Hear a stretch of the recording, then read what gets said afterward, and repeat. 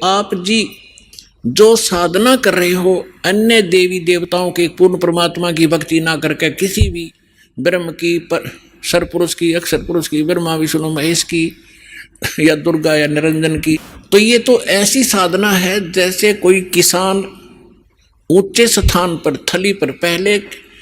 वर्षा पर आधारित थे सभी मानव समाज, और उस समय गरीबदास जी ने भी किसान थे। गरीबदास जी जाट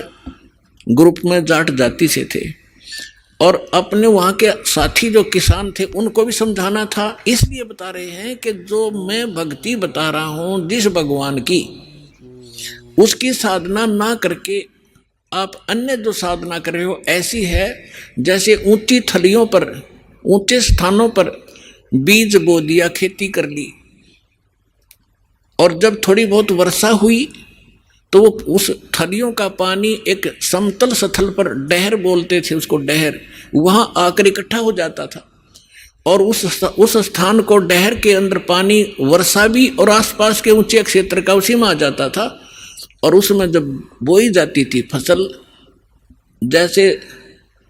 ऊंची थलियों पर बोई हुई तो वो होती ही नहीं थी, और डहर में बीजा हुआ 1 एकड़ में मनमाने 50 मन कनक हो जाती थी, और ऊंची थलियों पर 2 मन की भी नहीं होती थी मुश्किल से। तो क्या बताते हैं गरीबदास साहब जी, एक फॉर एग्जाम्पल बता रहे हैं कि तुम ऊंची थलियां खेती बो भूल गए निज डेरे नु, इस परम पिता परमात्मा सतपुरुष कबीर साहब की भक्ति ना करके आप अन्य देवी देवताओं की भक्ति करके ऐसी लाभ उठा रहे हो जैसे ऊंची थली पर खेती करने वाले किसान को कोई लाभ नहीं होता। और जो डहर में बीज बोता है, प्रयत्न दोनों एक जैसा ही करते हैं, तो उस डहर वाली यानी उपजाऊ जमीन में और समतल जमीन में घना लाभ होता है। तो ये समझाना चाहते हैं कि जो साधना हम बताते हैं वो तो डहर समझो। अब फिर बताते हैं,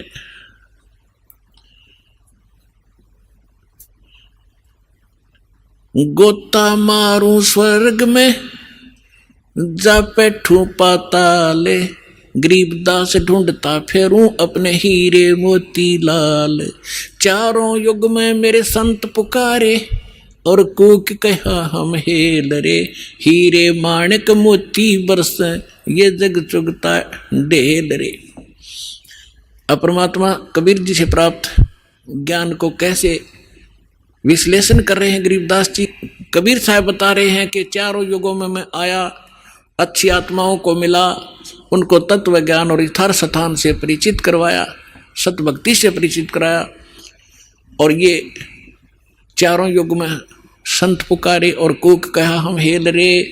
हीरे माणिक मोती बरसे ये जग चुगता ढेल रे। हम तत्व ज्ञान और यथार्थ साधना रूपी